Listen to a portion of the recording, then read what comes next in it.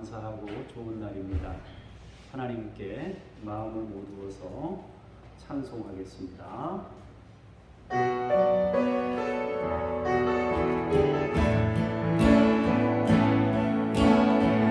수들자의 부활도 그와 같으니 성을 벗으로 신고 섰지 아니할 것으로 다시 살아나면 된 것으로 신고 영광스러운 것으로 다시 살아나면 약한 것으로 신고 강한 것으로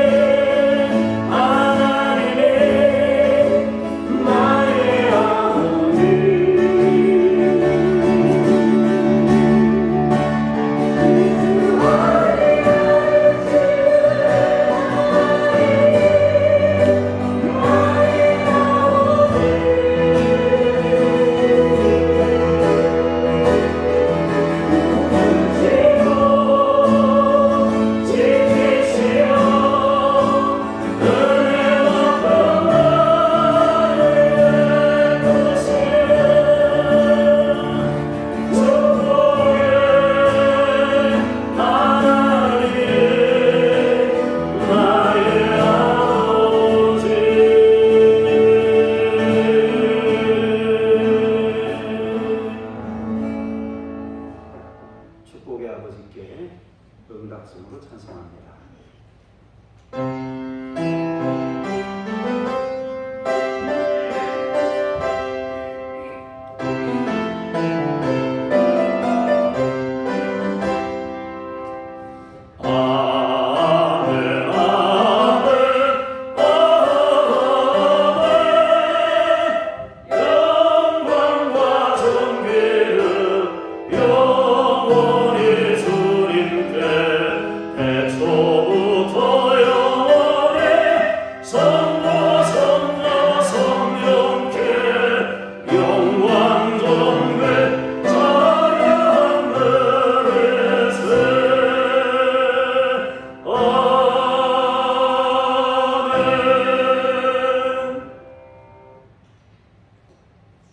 내게 주신 하나님의 은혜를 따라 내가 지혜로운 건축자와 같이 터를 닦아두매 다른 이가 그 위에 세우나 그러나 각각 어떻게 그 위에 세울까를 조심할지니라.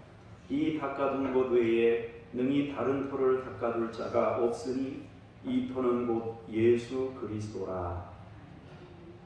우리의 구원이시며 교회의 터가 되신 하나님, 주를 의지하며 예배하오니 우리의 예배를 받으시고 예수 그리스도를 따르는 거룩한 무리들로 세우시옵소서. 예수님 이름으로 기도합니다. 아멘.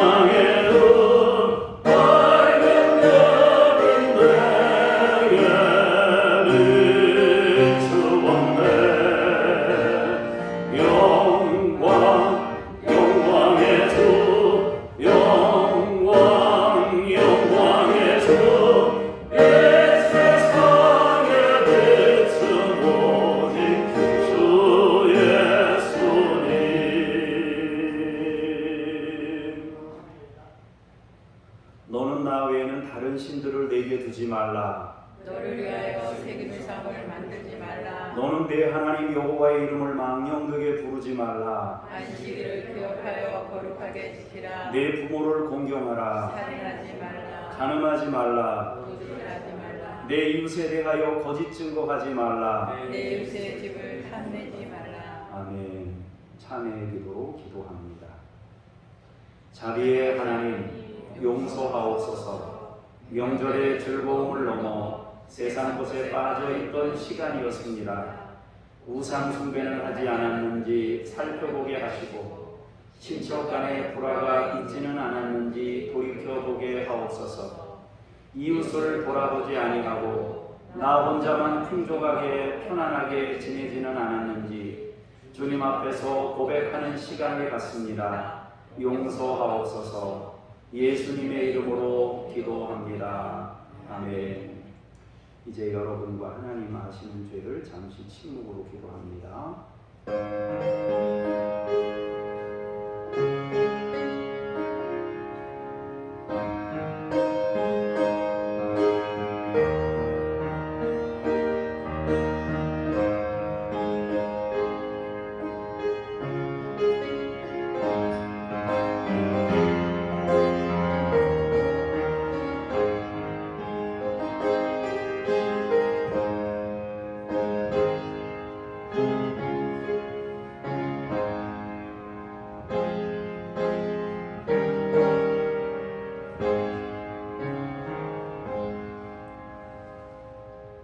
산들이 떠나며 언덕들은 옮겨질지라도 나의 자비는 내게서 떠나지 아니하며 나의 화평의 언약은 흔들리지 아니하리라. 너를 긍휼히 여기시는 여호와께서 말씀하셨느니라. 아멘. 신앙 고백드립니다. 나는 전능하신 아버지 하나님 천지의 창조주를 믿습니다. 나는 그의 유일하신 아들 우리 주 예수 그리스도를 믿습니다.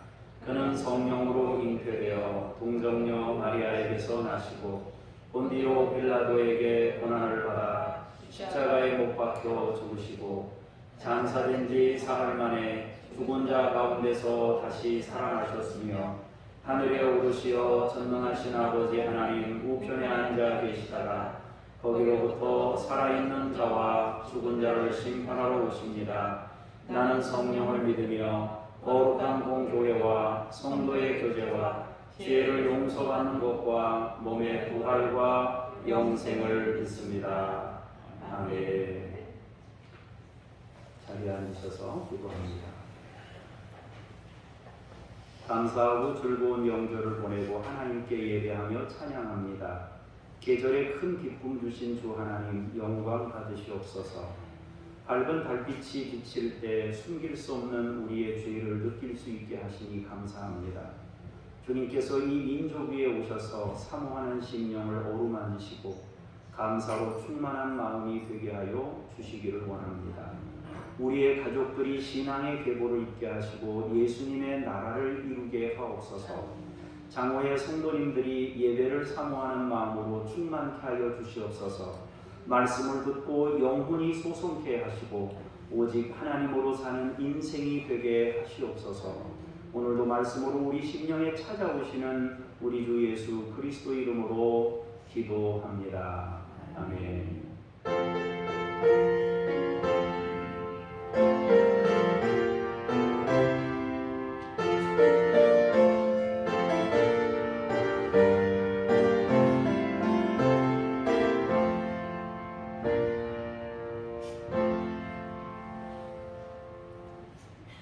말씀 앞으로 나아가면서 함께 쉐마 찬송 부르시겠습니다.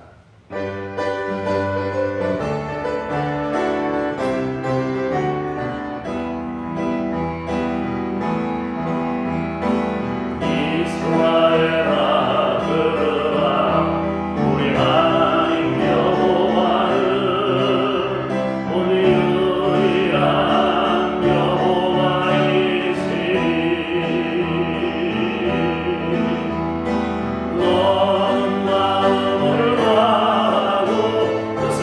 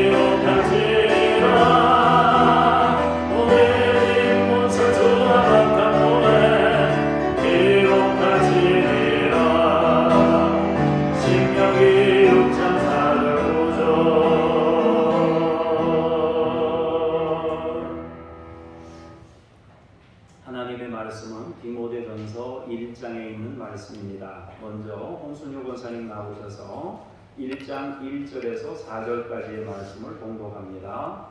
우리 구주 하나님과 우리의 소망이신 그리스도 예수의 명령을 따라 그리스도 예수의 사도된 바울은 믿음 안에서 참 아들 된 디모데에게 편지하노니 하나님 아버지와 그리스도 예수 우리 주께로부터 은혜와 긍휼과 평강이 내게 있을지어다.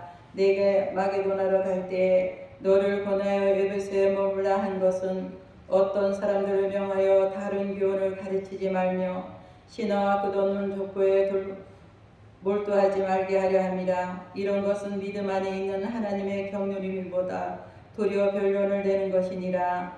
아멘. 주님께 감사합니다. 연이어서 5절에서 11절까지의 말씀을 김영희 권사님께서 봉독하시겠습니다. 이 교훈의 목적은 청결한 마음과 선한 양심과 거짓 없는 믿음에서 나오는 사랑이거늘 사람들이 이에서 벗어나 헛된 말에 빠져 율법의 생생이 되려 하나 자기가 말하는 것이나 자기가 확증하는 것도 깨닫지 못하는도다. 그러나 율법은 사람이 그것을 적법하게만 쓰면 선한 것임을 누리는 아노라.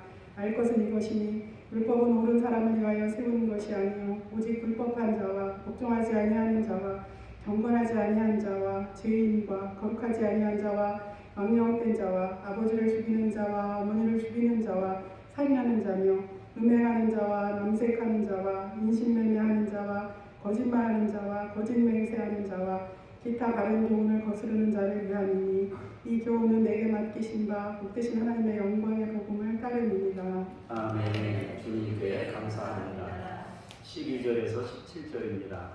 나를 응하게 하신 그리스도 예수 우리 주께 내가 감사하는 나를 충성되이 여겨 내게 직분을 맡기시니 내가 전에는 비방자요 박해자요 폭행자였으나 도리어 긍휼을 입은 것은 내가 믿지 아니할 때에 알지 못하고 행하였습니다. 우리 주의 은혜가 그리스도 예수 안에 있는 믿음과 사랑과 함께 넘치도록 풍성하였도다. 믿보다 모든 사람이 받을 만한 이 말이요 그리스도 예수께서 죄인을 구원하시려고 세상에 임하셨다 하였도다. 죄인 중에 내가 괴순이라. 그러나 내가 긍휼을 입은 까닭은 예수 그리스도께서 내게 먼저 일체 오래 참으심을 보이사 그의 주를 믿어 영생 얻는 자들에게 본이 되게 하려 하심이라. 영원하신 왕 곧 썩지 아니하고 보이지 아니하고 홀로 하나이신 하나님께 존귀와 영광이 영원 무궁하도록 있을지어다. 아멘. 주님을 찬미합니다. 아멘.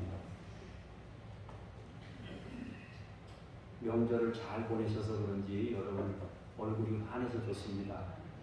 주님의 은혜가 더 크게 여러분에게 임하셔서 더 밝고 아름다운 모습으로 여러분 성전문을 나설 수 있기를 주의 이름으로 축복합니다.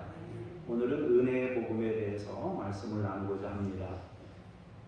디모데전서에서 주시는 말씀을 통해 은혜를 나누고자 하는데 디모데전서는 바울이 4차 전도 여행을 마치고 난 후에 사랑하는 애제자에게 쓴 책입니다. 바울의 4차 전도 여행은 사실은 전도 여행이라고 할 수 있을 수도 있지만은 죄수의 몸으로 로마로 끌려가는 상황이었기 때문에 그런 속에서도 전도를 했습니다만은 4차 전도 여행은 다른 전도 여행하고 조금 다른 부분도 있습니다. 어쨌든 바울은 로마에서 주후 61년에서 63년경에 감옥에 갇혀 있었습니다. 그리고 이제 잠시 감옥에서 풀려나서 마게도냐, 여러분 마게도냐 지역 그러면 잘 얼른 어딘지를 잘 모르실 텐데 성경으로 보자면 데살로니가 지역이 있는 데가 마게도냐 지역입니다. 그 마게도냐를 여행하면서 에베소에서 목회하고 있던 디모데에게 기본적인 목회 지침을 주고자 쓴 편지입니다. 그러니까 디모데는 에베소라는 교회에서 목회하고 있는 목회자예요. 그리고 데살로니가 지역, 마케도니아 그 지역에서 데살로니가는 마케도니아에서 그러니까 삼척 장우 이렇게 있는 것처럼 마케도니아가 큰 그 규모의 지명이고 데살로니가는 그 안에 있는 어떤 도시 이렇게 여러분 이해하시면 됩니다. 그곳에서 이제 목회 지침을 주고자 쓴 편지입니다. 그때가 주후 65년경입니다. 바울은 제자이며 목회자였던 디모데에게 복음을 수화할 것을 당부합니다. 특히 비신앙과 거짓된 가르침을 주의하도록 당부합니다. 참과 거짓을 분별하여 참 지키는 교회의 리더가 되라고 강조하고 있습니다. 그러니까 교회가 빼앗기지 말고 지켜야 될 게 뭔지, 교회가 간수를 해야 될 게 뭔지를 정확하게 일깨워준다 하겠습니다. 자, 1절, 2절을 먼저 보시겠습니다. 같이 읽겠습니다. 시작. 우리 주 하나님과 우리의 소망이신 그리스도 예수의 명령을 따라 그리스도 예수의 사도된 바울은 믿음 안에서 사랑하는 우리에게 편지하노니 하나님 아버지와 그리스도 예수 우리 주께로서 은혜와 긍휼과 평강이 내게 있으시리로다. 아멘. 이미 위에서 설명드린 대로 디모데전서는 바울이 에베소에서 목회하고 있는 디모데에게 편지한 내용입니다. 사도된 바울은 하나님과 그리스도의 사도된 바울은 디모데에게, 믿음 안에서 참 아들 된 디모데에게 이렇게 말씀하고 있어요. 그러니까 바울과 디모데의 관계를 말씀하고 있어요. 디모데는 바울이 낳은 믿음의 아들입니다. 주님이 말씀하신 복음을 전해주고 목회자가 되도록 이끈 관계입니다. 바울은 자신을 사도라고 합니다. 그는 분명 12제자는 아니었어요. 12제자 이후에 바울은 예수를 믿었기 때문에 12사도는 아닙니다. 그러나 그도 부활을 체험했고 누구보다 주님의 가르침을 잘 깨달은 사람입니다. 그리고 주님이 말씀하신 가르침을 삶으로 드러낸 선교사였고 전도자였습니다. 바울은 자신이 하나님의 사람이며 교회의 소망이 되신 예수님의 사람이라고 확신했습니다. 자기 정체성이 분명한 사람이었습니다. 우리는 하나님께 부름받은 정체성을 가지고 있어야 합니다. 우리가 진정으로 두려워할 대상은 하나님 한 분뿐입니다. 우리는 사람의 지시를 받는 자들이 아닙니다. 하나님의 말씀에 순종하는 사람입니다. 하나님께 순종하는 사람이 결국 교회의 권위에도 순종할 수 있는 것입니다. 하나님은 우리가 완전해서 부르신 것이 아닙니다. 그리고 우리가 부름받았다면 우리는 하나님의 사람입니다. 실력이 중요한 것이 아닙니다. 다른 외형이 중요한 것이 아닙니다. 성격의 문제도 아닙니다. 하나님의 부르심이 진정한 영적 권위인 것입니다. 이 사람이 100% 완전해서 영적 권위가 있는 것이 아니고 하나님이 이 사람을 불렀기 때문에 그때부터 영적 권위가 주어지는 것입니다. 우리의 직분도 마찬가지예요. 하나님이 나에게 직분을 부여했기 때문에 그것이 의미 있는 것입니다. 내가 완전하기 때문에 하나님이 불러다 데려 쓰는 게 아닙니다. 주님이 무슨 말씀을 하셨습니까? 약한 자를 들어 강한 자를 부끄럽게 하신다고 말씀하지 않으셨습니까? 그래서 하나님의 부르심이 우리의 영적 권위인 거예요. 사도 바울도 하나님이 자신을 불렀기 때문에 사도적 권위를 가지고 일하고 있다고 말하고 있는 것입니다. 바울은 자신의 정체성과 영적 권위를 하나님의 부르심에 두고 있는 겁니다. 바울은 이처럼 사도로 부름받아 주님의 가르침으로 디모데를 낳았습니다. 그리고 디모데에게도 하나님의 부름받음을 분명히 하고 있습니다. 부름받은 나 바울은 믿음의 참 아들 디모데에게 은혜와 긍휼과 평강을 원하며 편지하고 있음을 밝히고 인사합니다. 하나님의 사람이 하나님의 사람에게 하나님의 뜻을 따라 편지하고 있다고 전합니다. 그리고 인사와 축복의 말을 건네게 됩니다. 우리가 누구인지를 먼저 말하고 자신의 할 말을 전하려고 하는 것입니다. 그러니까 1절, 2절의 내용을 보면 내가 하나님의 부름받은 사도다. 너도 하나님의 부름받은 목회자로서 에베소에서 목회하고 있다. 그러면서 우리가 누구인지를 분명히 깨닫기를 원하는 후에 하나님의 말씀을 전하고 있습니다. 자, 3절, 4절을 보시겠습니다. 시작. 내가 할 때에 너를 보내어 에베소에 머물러 것은 어떤 사람들을 명하여 다른 교훈을 가르치려 하며 신하와 어떤 족보에 올라가지 말아야 하며 이런 것은 믿음 안에 있는 하나님의 교훈을 믿음으로 우리와 결론을 내는 것이다. 아멘. 바울은 디모데를 에베소에 머물러 두고 에베소 교회를 목회하도록 조치했었습니다. 교회가 바른 교훈을 따르고 거짓된 교훈이나 이단에 빠지지 않도록 하기 위함이었습니다. 바울은 다른 교훈에 빠지는 것을 경계합니다. 여기서 다른 교훈이란 주님이 이루시는 죄사함의 은혜를 거부하는 모든 교훈을 말합니다. 주님을 대적하는 모든 가르침과 교훈을 말합니다. 특히 예로 든 것이 두 가지가 있는데 하나는 신화고 다른 하나는 족보입니다. 신화와 족보를 몰두하지 말라고 하십니다. 신화와 끝없는 족보 논쟁은 영웅이나 특별한 존재가 되고자 하는 사람들이 만들어낼 수 있는 것들입니다. 다른 교훈이란 예수님이 아닌 그 모든 것입니다. 예수님으로만 되는데 예수님이 아닌 그 어떤 영역을 강조하려는 움직임입니다. 대표적으로 신화와 족보입니다. 신화가 뭡니까? 꾸며낸 이야기잖아요. 신화가, 그죠? 꾸며낸 이야기.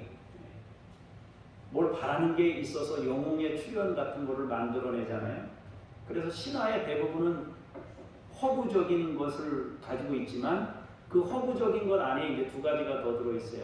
현실 반영과 기대 심리 같은 것을 거기다 반영해서 신화를 만들어내는 거예요. 다시 말하면 지금 현실이 이런데 그 현실을 보다 나은 현실로 바꾸기 위한 소망을 가지고 이야기들을 자꾸 만들어낸단 말이에요. 그러면 거기 그 신화에 등장하는 주인공이 어때야 되겠습니까? 영웅이 돼야 세상을 바꿀 거 아니에요, 그죠? 그러니까 자꾸 영웅을 만들어내는 거예요. 예수 그리스도의 십자가를 강조해야 되는데 뭔가 자꾸 이 세상 영웅, 뛰어난 사람, 유명한 사람, 혹은 신적 능력을 가지고 있는 어떤 이런 것을 자꾸 강조하는 것이 신화란 말입니다. 족보라는 것도 자기 과시를 위한 논리입니다. 엉뚱한 것을 주목하거나 그것을 신앙과 동일시하지 말아야 됩니다. 바울은 예수님의 교훈이 아닌 다른 것들이 강조되는 것에 대해 주의를 당부하고 있습니다. 에베소 교회를 맡긴 이유는 복음의 본질을 지키기 위함입니다. 복음의 본질을 지키라고 교회를 맡겼으니까 복음의 본질을 빼앗기지 않도록 신화와 족보 논쟁에 끌려다니지 않도록 하라는 것입니다. 족보 강조한다는 건 뭐예요? 뼈대 있는 집안이다. 내가 특별한 뭐 가지고 있는 집안이다. 이렇게 해서 자기를 강조하려고 하는 거 아니겠어요? 다시 말해서 자기중심적인 거예요. 사람 중심적인 거란 말이에요. 은혜가 아닌 인위적인 강조는 하나님의 뜻이 아닌 결론을 만듭니다. 이걸 다른 말로 얘기하면 누가 크냐 하는 문제를 만들 뿐입니다. 그래서 교회는 업적이나 계급을 만들 만한 것들이 강조되지 않아야 됩니다. 교회는 예수님을 강조해야 됩니다. 복음이 중심이 되어야 합니다. 그렇다면 복음이 무언가요? 해결이 복음이고 은혜가 복음이고 나도 되는 게 복음입니다. 내가 돼야 복음이에요. 저 사람은 되는데 나는 안 되면 그건 복음이 아니에요. 나한테. 복된 소식이라면 나도 돼야 돼요. 저 사람도 돼야 되고 누구나 될 수 있어야 내 문제가 해결될 수 있어야 복음입니다. 누구에게나 자격이 주어지는 것이 복음입니다. 내가 해결받는 것이 복음입니다. 그런데 신화나 족보를 강조하게 되면 어떻게 되겠어요? 영웅은 되는데 나는 안 되는 거예요. 저 사람은 되는데 나는 안 되는 거예요. 양반이나 귀족 집안은 되는데 우리 같은 천민은 안 되는 거예요. 그것이 교회의 어떤 이론으로 사상으로 흘러다니지 않도록 막으라는 것입니다. 자, 5절에서 7절입니다. 시작.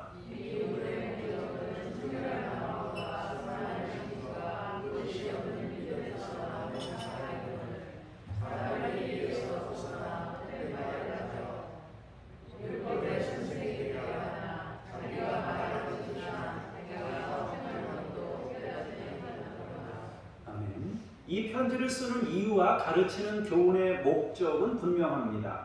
그 목적이 뭡니까? 5절 마지막에 나와 있는 사랑입니다. 사랑은 어디서 나온다고 그럽니까? 청결한 마음과 선한 양심과 거짓이 없는 믿음에서 나온다 그랬습니다. 이 교훈의 목적은 청결한 마음, 선한 양심, 거짓이 없는 믿음에서 나오는 사랑이다. 그것이 교회에 소통되게 되도록 만드는 것이란 말이에요. 청결한 양심이라는 것은 더럽지 않은 거죠. 더럽지 않은 양심이라는 것은 한 곳을 보는 마음입니다. 둘로 나뉘지 않는 마음입니다. 그럼 한 곳이라는 것이 어디예요? 하나님을 바라보는 마음이 청결한 양심입니다. 그럼 선한 양심이라는 건 뭐예요? 자기와 하나님을 정확하게 인정하는 마음입니다. 우리에게는 선이 없습니다. 오직 하나님께만 선이 나옵니다. 그걸 바로 인정하는 것이 선한 양심이에요.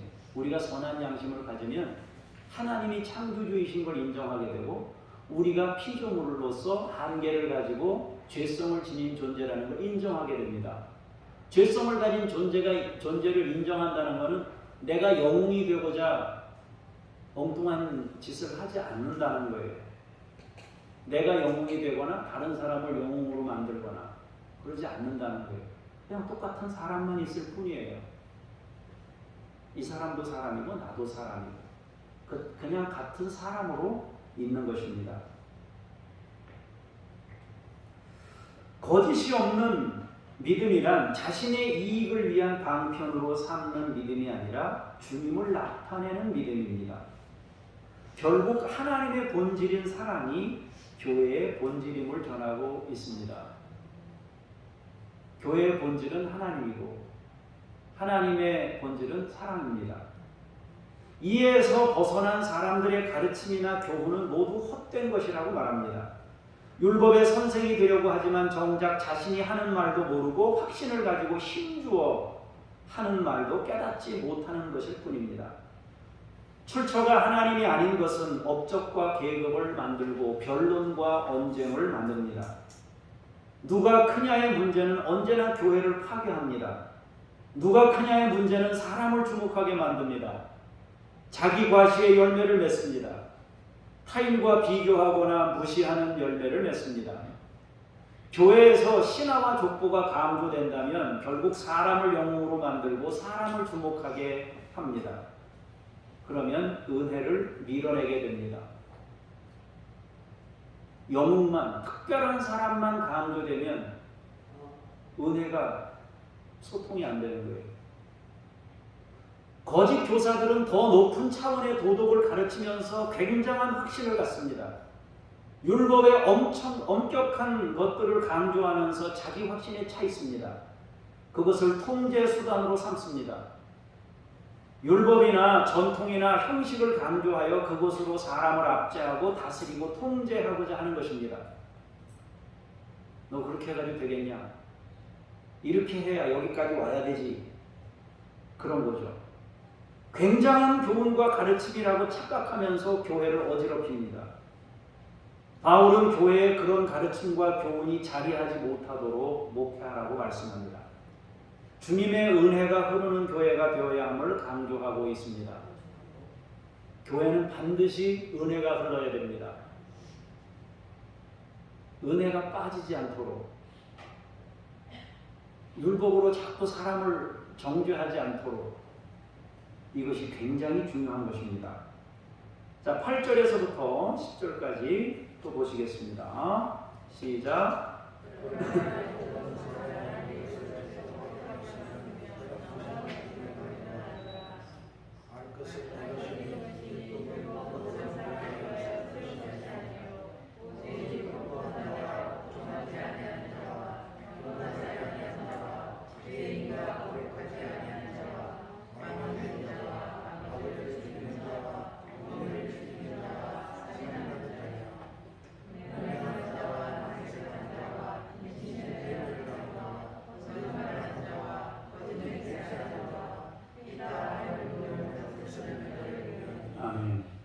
율법은 적법하게만 쓰면 선한 것이라고 말합니다. 율법은 옳은 사람을 위하여 세운 것이 아닙니다. 율법은 온갖 악행을 저지르는 사람들을 위해 주어진 것입니다. 주님으로부터 벗어나지 않도록 하시는 은혜입니다. 율법은 우리가 죄인인 것을 알려줍니다. 그리고 하나님의 은혜가 절대적으로 필요함을 알려줍니다. 율법은 우리의 한계를 여지없이 드러냅니다. 그러나 거짓 교사들은 율법을 달성하려는 목적의식을 갖게 합니다. 율법을 지키기 위해 투지를 불태웁니다. 그것을 가르치고 그것을 강조하고 확신하며 도달하라고 채찍질을 합니다. 더 특별하고 더 도덕적이고 더 실력있고 더 높은 차원의 거룩함에 이르라고 독려합니다. 그래서 율법주의는 철저히 계량적이에요. 계량. 신앙을 수치화하려는 유혹에 빠지는 것입니다. 신앙을 수치화하는 것은 굉장히 위험한 것입니다. 양적인 신앙을 꿈꾸면 언제나 은혜가 부정됩니다.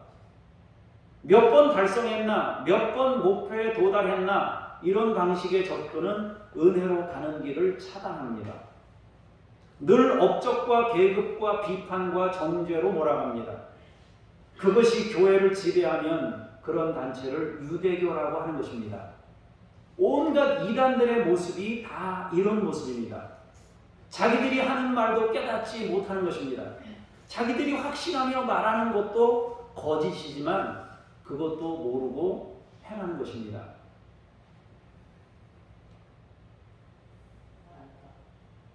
늘 말씀드리지만 사랑하는 것이 율법을 가장 잘 지키는 것입니다.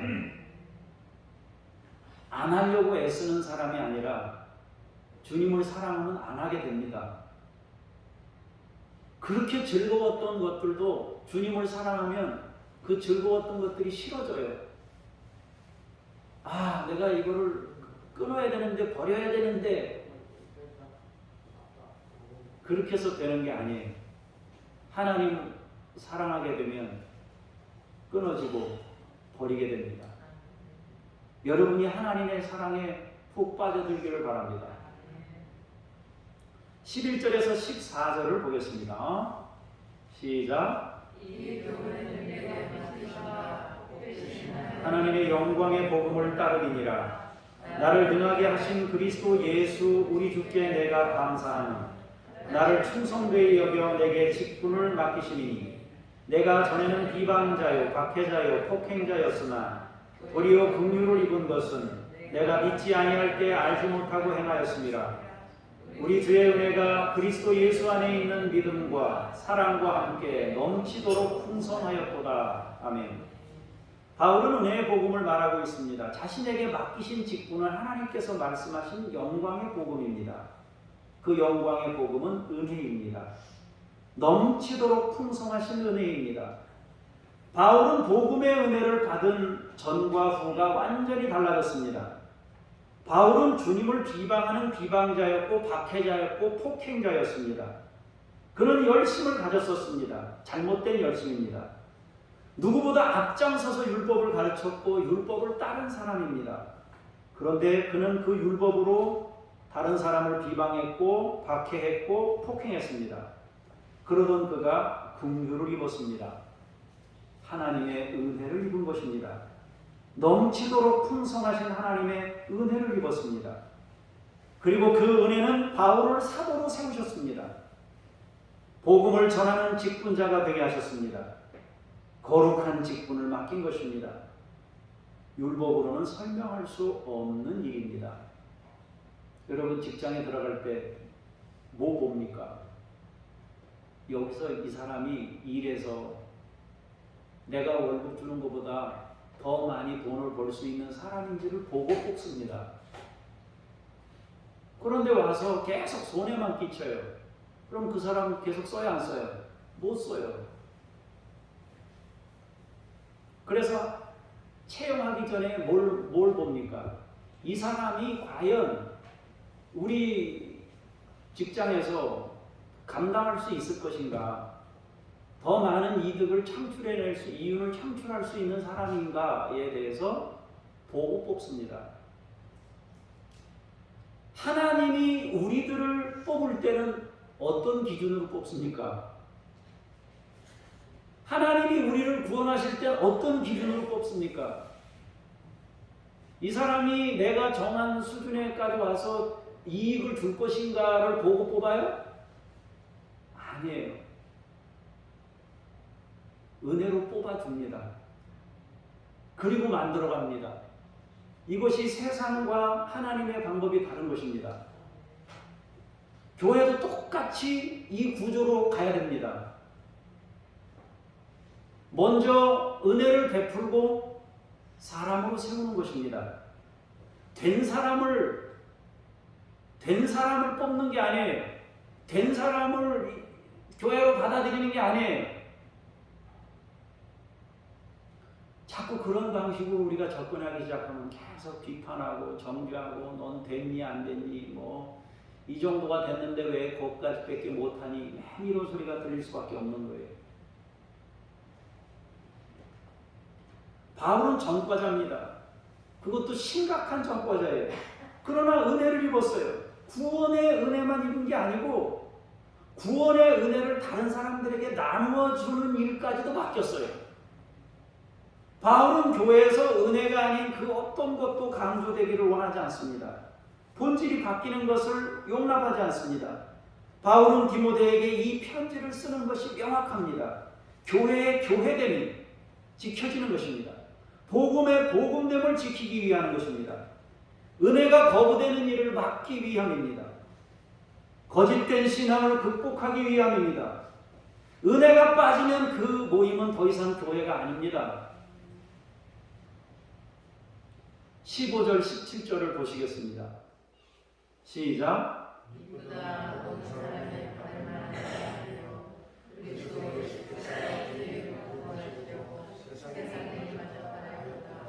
죄인 중에 내가 괴순이라.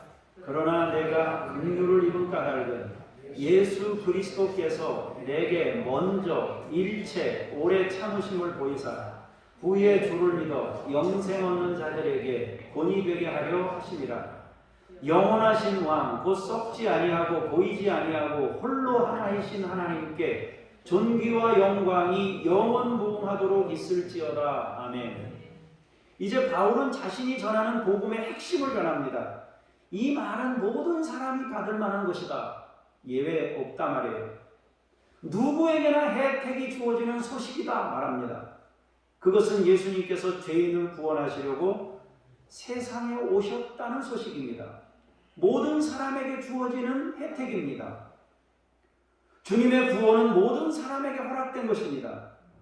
그러면서 자신의 경우를 예로 설명합니다. 자신은 죄인 중에 괴수였습니다. 누구보다 큰 죄인이 자신이었습니다. 그러나 하나님의 긍휼하심으로 은혜를 입었습니다. 그것은 바울 쪽에 있는 어떤 의로움과도 관계가 없습니다. 바울이 하나님의 은혜를 입은 것은 바울이 무슨 대단한 조건을 갖췄기 때문에 은혜를 입은 게 아니에요. 자, 16절을 다시 볼게요. 내가 긍휼을 입은 이유는 자기에게서 나온 거 아무것도 없어요. 내가 긍휼을 입은 까닭은 예수 그리스도께서 내게 어떻게 해요? 먼저 인간 쪽에서가 먼저가 아니고 하나님 쪽에서가 먼저예요. 그 다음에 또 뭐라 그랬어요? 일체라는 건 하나라는 게 아니라 모두를 말하는 거예요. 모두. 바울에 대한 모든 영역을 오래 참았다. 일체 오래 참았다. 우리가 가지고 있는 모든 영역을 일체 참으신 거예요. 먼저. 주님이 먼저. 그 왜 그렇게 하셨느냐? 나중에 예수 믿는 사람들에게 본이 되게 하려고. 무슨 본이 돼요? 바울이 무슨 본받을 만한, 예? 나를 본받으라는, 본받을 만한, 바울이 자신이 대단하니까 나 따라와라 그런 뜻도 있겠지만은 사실은 바울이 말하는 내용은요, 내가 주님을 의지하고 주님의 은혜를 사모하는 것처럼 너희도 그렇게 했으면 좋겠다. 그 얘기예요. 본이 된다는 얘기는 바울 같은 사람에게도 가능성이 있어요. 죄인 중에 괴수도 먼저 모든 것을 참으시고 오래 참으시는 하나님의 은혜로 구원받은 거예요. 근데 구원만이 아니라 직분까지 맡겨주셨어요. 그러니까 이건 감당할 수 없는 은혜예요. 감당할 수 없는 은혜.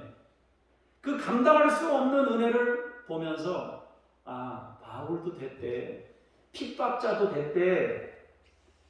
하나님 믿는 사람들 향해서 온갖 잘못된 짓을 저지른 사람에게도 하나님의 은혜가 임했대. 그것이 본이 되게 하기 위함이다라고 말씀하는 거예요. 바울 쪽에 있는 어떤 의로움과도 관계가 없어요. 하나님의 은혜 입은 것은. 이 은혜는 주님이 먼저 베푸신 거예요. 주님이 오래 참으심으로 주신 거예요. 일체 주님으로부터 온 것이에요. 모든 것이 하나님으로부터 주어진 거예요. 먼저 일체 오래 참으심으로 하나님께로부터 온 것입니다. 그리고 바울에게 주어진 이러한 은혜와 구원은 모든 사람에게 위로가 됩니다. 바울은 복음으로 구원된 모델입니다. 후에 누구든지 주님을 믿는 사람들에게 본이 되도록 하시기 위해서 자신을 구원하셨다고 간증하고 있습니다. 이 말을 바꾸면 내가 구원받았으면 당신들도 됩니다. 그 소리예요. 나 같은 사람이 됐으면 당신 같은 사람들도 충분히 구원받을 수 있다. 그 본을 보이시려고 하나님이 나 같은 사람도 구원했다고 하는 겸손한 자기 신앙 고백인 것입니다. 우리도 그래요. 그죠? 우리 같은 사람이 개인적으로 보자면 어떻게 구원받을 수 있는 자격을 갖춘 사람인가? 안 보니까 모르잖아요. 그죠? 주일날 말끔하게 옷 차려입고 고상하게 와서 앉아있으니까 모르잖아요. 우리가 얼마나 속이 시커먼 사람인지 모르잖아요. 그런데 우리 하나님은 그걸 다 아셔요. 그럼에도 불구하고 은혜를 우리에게 부어주셨단 말이에요. 바울은 모두에게 허락된 은혜가 교회의 본질이 되기를 간절히 원하고 있어요. 바꾸면 은혜와는 동떨어진 율법을 강조하는 거짓된 교훈이 교회를 망가뜨리지 못하게 하려는 것입니다. 에베소 교회를 목회하는 애제자 디모데에게 교회의 교회됨을 잘 지켜줄 것을 당부하고 있습니다. 사랑하는 성도 여러분, 우리는 은혜로 구원받은 사람들입니다. 우리의 내면은 감사로 충만해야 합니다. 우리는 하나님의 사랑에 감격한 하늘나라 시민입니다. 우리는 그 누구에게도 자랑할 것이 없습니다. 우리가 자랑할 것이 있다면 은혜로 구원받은 것에 대한 자랑입니다. 은혜로 구원받은 사람들은 율법을 초월한 사람들입니다. 이때부터 행하는 행동은 내가 주님께 인정받기 위한 업적을 쌓는 행동이 아니에요. 감사해서 나오는 행동이에요. 그래서 진정한 믿음의 사람들의 신앙적인 행동들은 다 감동을 줘요. 죽은 사람들에게 감동을 줘요. 뭔가 허례허식처럼 보이질 않아요. 외식하는 것처럼 보이질 않는단 말이에요. 그냥 순수하게 보여요. 다른 사람들에게 감동을 주고 기쁨을 주고 위로를 줘요. 왜냐하면 뭘 자격을 갖추려고 그렇게 하는 게 아니라 은혜에 감사해서 나오는 행동이라 꾸밈이 없어요. 그래서 크든 작든 사모하는 마음이 그 안에 있어서 나온 행동들이기 때문에 너무 아름다운 거예요. 그렇게 아름다운 사람들이 모여있는 교회가 주님이 원하시는 교회란 말이에요. 은혜로 구원받은 사람들은 율법을 초월하고 주님과 사랑에 빠진 사람이 됩니다. 교회는 은혜가 흐르게 해야 합니다. 다른 것이 중심이 되지 않도록 해야 한다 하는 것입니다. 기도하겠습니다.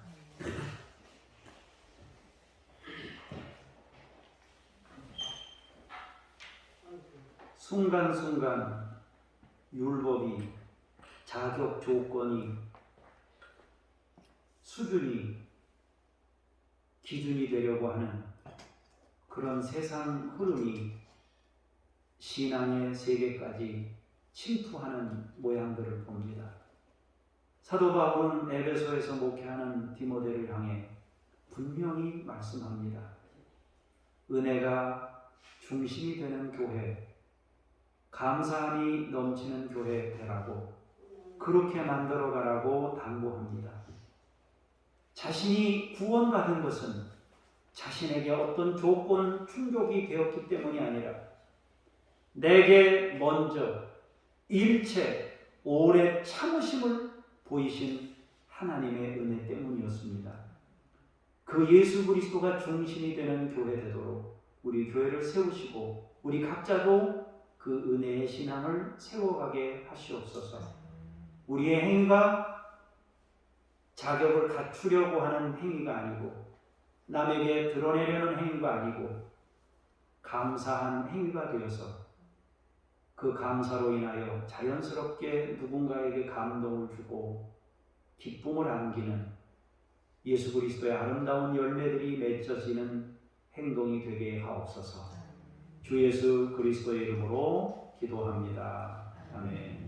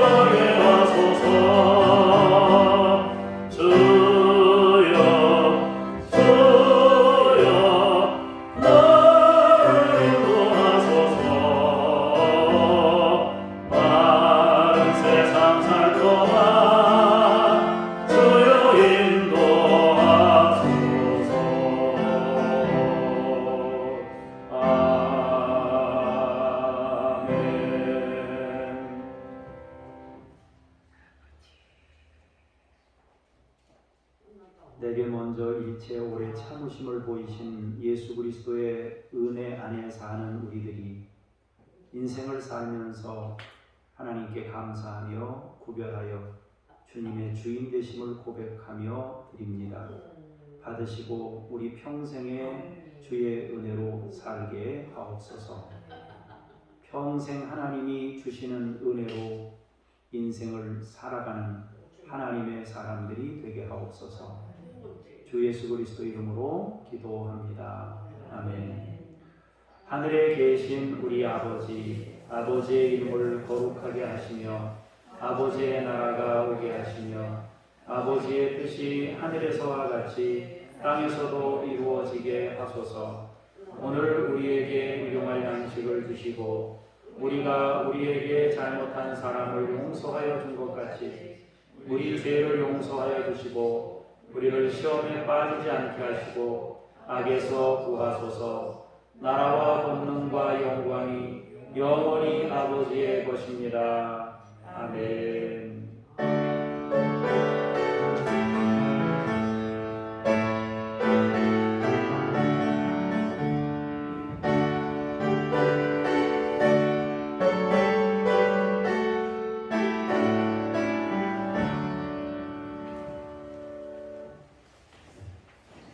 기도 중보기도 내용을 보겠습니다. 주보 가운데면에 우리나라의 불안한 가계 부채 문제 해결과 경제 주체들의 균형 성장을 위해서 대표적인 경제 주체가 가계, 가정, 기업, 정부 이 세 가지가 중요한 경제 부채의 핵심인데 가계 부채가 지금 굉장히 많습니다.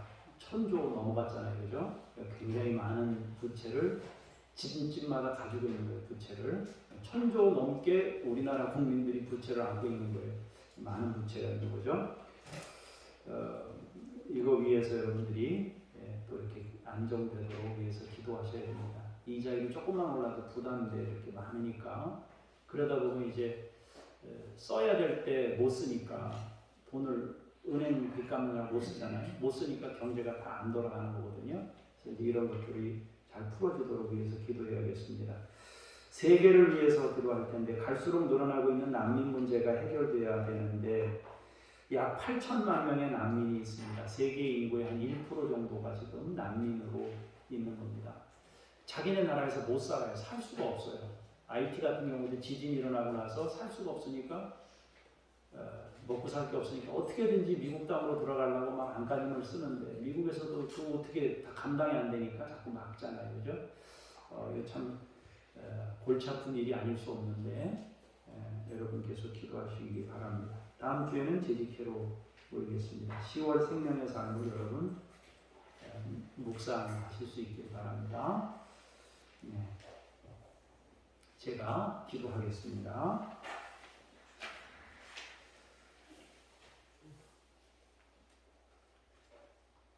하나님 아버지, 국내 경제를 위해 기도합니다. 가계, 기업, 정부가 균형 있게 성장하고 또 순환이 잘 이루어져야 되는데 부채 문제가 심각합니다. 가정마다 빚을 갚느라고 힘든 생활을 하다 보니 물건 구매력이 떨어지고 그것으로 인해서 기업이 또 정부가 원활하게 이 경제가 흐르지 못하고 있습니다. 하나님 우리나라를 지켜주셔서 경제가 회복되어 원활하게 재정들이 돌 수 있도록 주께서 인도하시고 은혜 베풀어 주시옵소서. 세계가 갈수록 늘어나고 있는 난민 문제로 고통당하고 있습니다.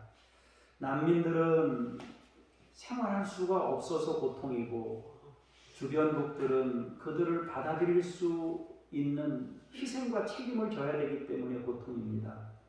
아버지요, 이 비정상적인 인간이 만들어낸 여러 가지 문제들을 주여 긍휼히 여기셔서 해결할 수 있는 부분이 생기도록 주여 해결할 수 있는 사람을 세워주시고 또 넉넉한 마음을 주시고 또 섬길 수 있는 마음도 주셔서 이런 고통스러운 일들에서 벗어나도록 주께서 열방 가운데 역사하시고 인도해 주옵소서. 이성희와 북한 어린이들을 포스터 밴데이지 믿음으로 이들을 세워주시고 양육하시며 주의 영광을 나타낼 수 있는 그릇들로 세우시옵소서.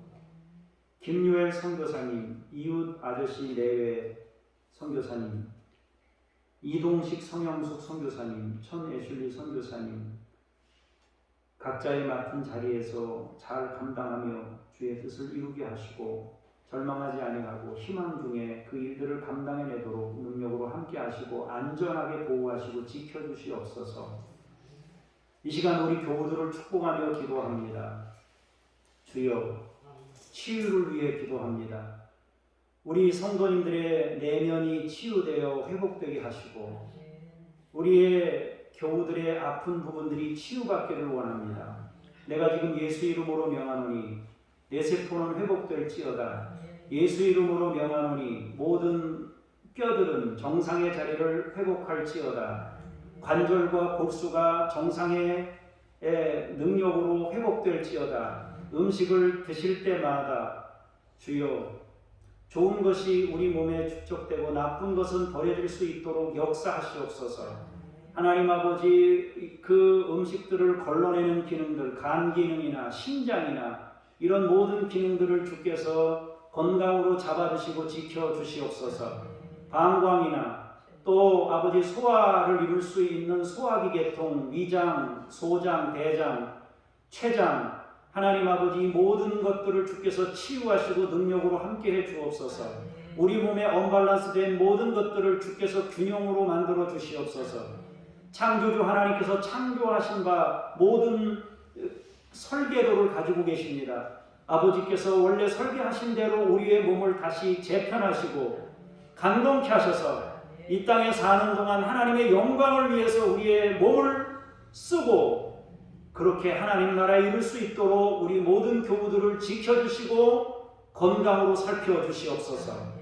예수 이름으로 명하노니 강건해짐을 얻을지어다. 영과 육이 강건해질지어다. 하나님 아버지 온 성도님들이 축복된 인생을 살도록 주여 생활의 복을 주시고 가정의 복을 주시고 자녀들이 신앙으로 일어나게 하시고 어디에 있든지 하나님이 보호하시며 하나님을 만날 수 있도록 역사하소서. 꿈에서 만나게 하시고 생활 속에서 만나고 사람을 통해 만나고 여러 가지 환경과 조건을 통해서 하나님 만나 주시옵소서. 사도 바울을 만나셔서 그에게 은혜를 베푸시고 직분자로 세우신 것처럼 사랑하는 우리의 가족들을 주께서 믿음으로 세우시고 주의 영광을 나타내 주시옵소서.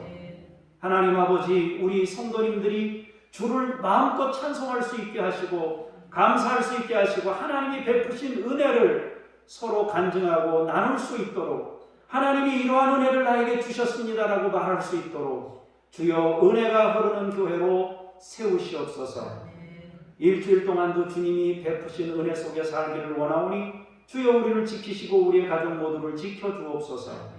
코로나가 빨리 극복되게 하시고 이 나라의 선거를 앞두고 복잡한 일들이 계속되고 있습니다. 하나님이 그 속을 다 압니다. 하나님께서 어떻게 이들이 살아왔는지 정책 위반자들이 어떻게 했는지를 주님이 다 아십니다. 우리는 상세한 것을 알지 못합니다. 주님이 필요한 사람을 세우시고 주님이 이 국가의 가장 유익한 자를 하나님 은혜 안에서 세우시옵소서. 오 주여 사람들이 군왕들이 나서며 큰 소리를 치지만은 주께서 그들을 비우시신다고 말씀하셨사오니 주여 주께서 세울 자를 세우시옵소서. 일주일 동안도 주님의 은혜 속에 살다 감사함으로 다시 주일을 맞게 하옵소서. 주 예수 그리스도 이름으로 기도합니다. 아멘. 다 같이 자리에서 일어나셔서 찬송 부르시면서 성령님과 함께 우리의 삶의 자리로 힘차게 나아가십시다.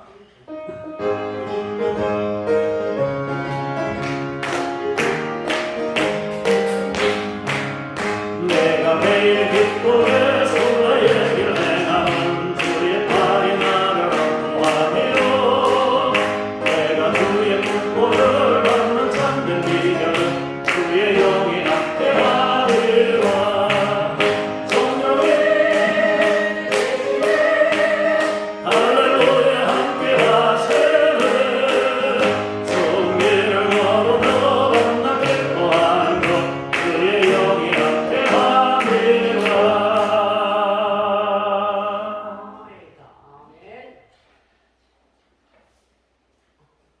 내게 먼저 일체 오래 참으심을 보이사 은혜를 베풀어 주신 예수 그리스도의 은혜와 창조주 하나님의 위대하신 사랑하심과 우리 속에 끊임없이 역사하심으로 은혜 안에 머물도록 이끄시는 성령님의 도우심이 오늘 말씀을 통하여 은혜 받고 은혜를 믿으며 은혜 안에 살기를 원하는 하나님의 거룩한 사람들 머리머리 위에 주께서 피로 세우신 교회들 위에 고통받고 있는 열방 위에 이제로부터 영원까지 함께 하시기를 간절히 축원하옵나이다. 아멘.